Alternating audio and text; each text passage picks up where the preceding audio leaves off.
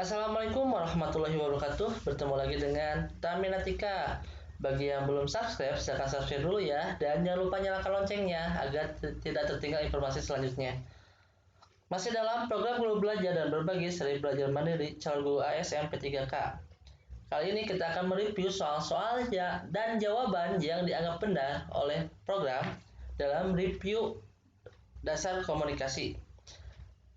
Video ini dibuat dengan harapan dapat membantu guru-guru yang merasa terdesak karena batas pengerjaan modul 1 minggu itu sebentar lagi selesai.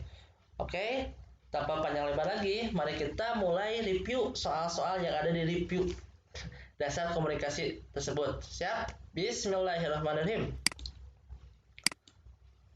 Fungsi utama mengajukan pertanyaan pada siswa dalam proses pembelajaran yaitu memenuhi rasa ingin tahu siswa, menempatkan siswa sebagai subjek belajar, mengajak siswa untuk berpikir dan bernalar, mengetahui keinginan siswa.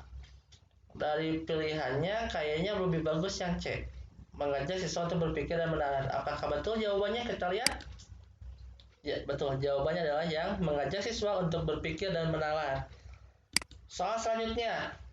Perhatikan istilah liquid dalam pembelajaran IPA dan istilah liquid atau likuiditas dalam pembelajaran IPS.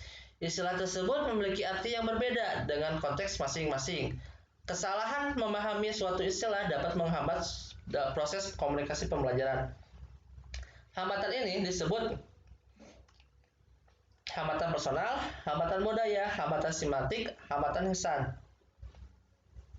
Oke, jawabannya kemungkinan besar adalah hambatan sematik. Kita lihat.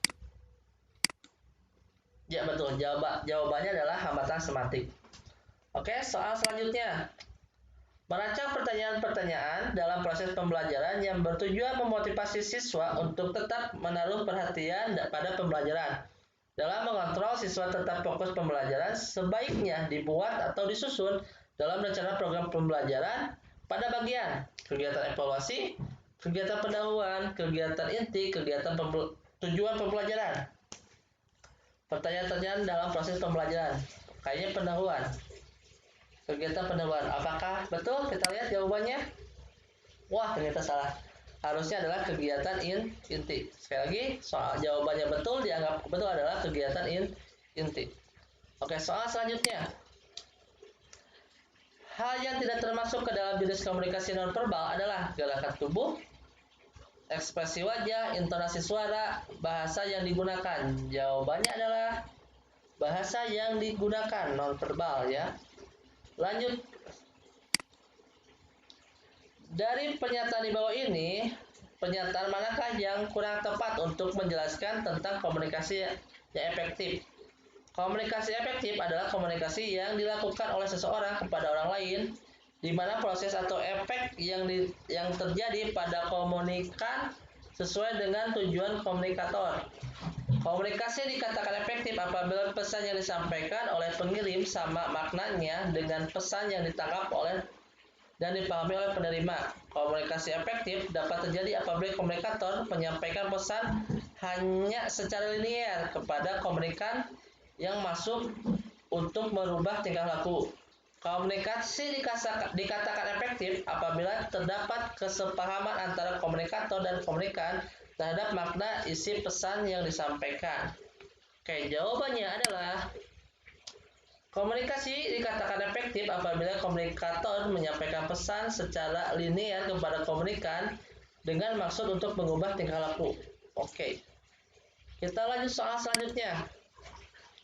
Komunikasi itu merupakan proses simbolik. Pernyataan tersebut merupakan tujuan komunikasi, istilah komunikasi, prinsip komunikasi, bentuk komunikasi. Jawabannya adalah prinsip komunikasi. Soal selanjutnya. Wah, langsung. 5 hal yang perlu diperhatikan dalam membangun iklim komunikasi yang positif dengan peserta didik yaitu respect, empati, audible, reality, humble. Jawabannya itu ya. Lanjut soal selanjutnya. Perhatikan contoh kegiatan berikut. 1. Menyampaikan tujuan yang ingin dicapai kepada kegiatan pembelajaran. 2. Mempersiapkan hal-hal apa yang harus dilakukan baik oleh guru maupun siswa dalam pembelajaran. 3. Menyampaikan topik atau materi apa saja yang akan dibahas pada pembelajaran yang akan dilakukan. Contoh ketiga hal tersebut dalam kegiatan komunikasi termasuk kegiatan dalam upaya untuk menyamakan tujuan, persepsi, prasangka, perspektif.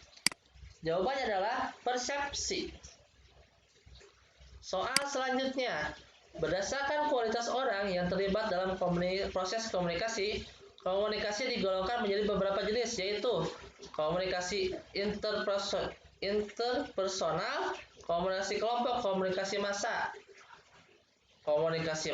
komunikasi publik, komunikasi media, komunikasi kelompok, komunikasi persuasif, komunikasi koersif, komunikasi intrapersonal, komunikasi internasional, komunikasi kelompok, komunikasi golongan. Jawabannya adalah interpersonal, kelompok, dan massa.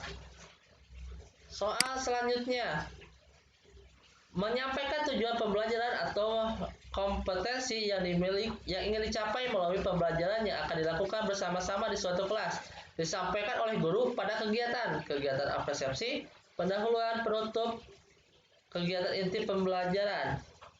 Kayaknya kegiatan pendahuluan, betulkah? Ya, betul. Jawabannya adalah kegiatan pendahuluan. Secara sederhana, komunikasi dikatakan efektif apabila pesan yang disampaikan oleh pengirim sama maknanya dengan pesan yang ditangkap dan dipahami oleh penerima. Diagram yang menunjukkan komunikasi efektif adalah perception, interpretation, understanding, action. Perception, interpretation, action, understanding. Action, perception, interpretation, understanding. Action, understanding, perception, interpretation. Kayaknya kayak yang A ya. Persepsi dulu, interpersepsi, understanding, baru melakukan aksi. Kita lihat jawabannya betul adalah betul. Jawabannya adalah yang A. Perception, interperception, understanding, action. Oke, soal selanjutnya. Salah satu faktor penentunya keberhasilan komunikasi yang efektif adalah faktor etos pada diri komunikator. Secara teoritis, hal-hal apa saja yang dapat membangun etos guru sebagai komunikator dalam pembelajaran? Daya tarik dan kecerdasan, kepercayaan dan latar belakang budaya, emosi intelektual, kepercayaan dan daya tarik.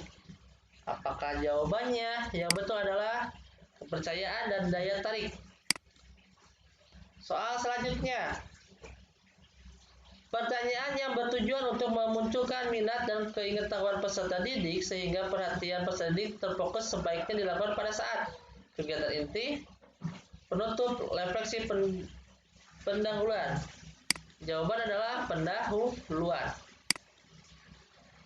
Indikator keterampilan komunikasi merupakan melalui presentasi hasil kerja ilmiah yang dilakukan oleh siswa dapat diukur melalui aspek-aspek di bawah ini, yaitu siswa bekerja sama mendiskusikan temuan di lapangan, siswa mengungkapkan data yang diperoleh dari pengamatan, siswa mengumpulkan bukti-bukti hasil pengamatan, siswa melakukan praktikum percobaan kelompok.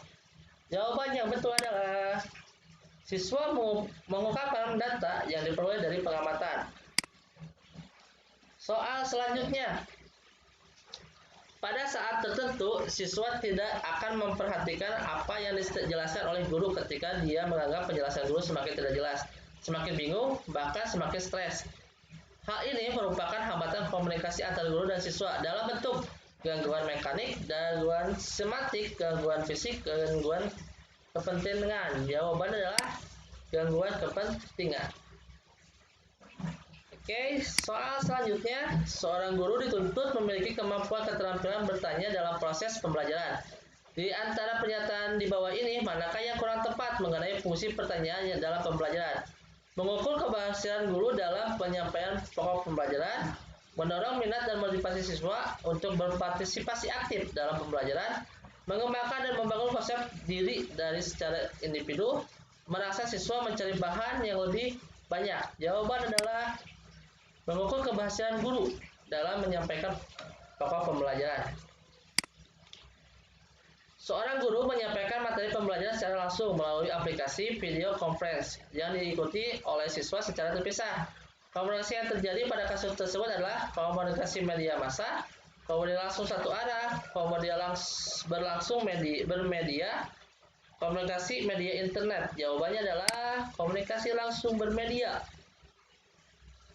Oke, soal selanjutnya. Salah satu kelebihan komunikasi yang dilakukan secara langsung dan tatap muka adalah komunikator dan komunikator mengatur respon secara langsung pada saat berkomunikasi langsung. Komunikator dan komunikan dapat mengatur topik yang dibicarakan. Komunikator dan akan mudah memprediksi respon yang terjadi pada komunikan. Komunikator dan komunikan bisa saling menyapa langsung. Jawaban yang betul adalah yang A. Komunikator dan komunikan mengetahui respon secara langsung pada saat komunikasi berlangsung.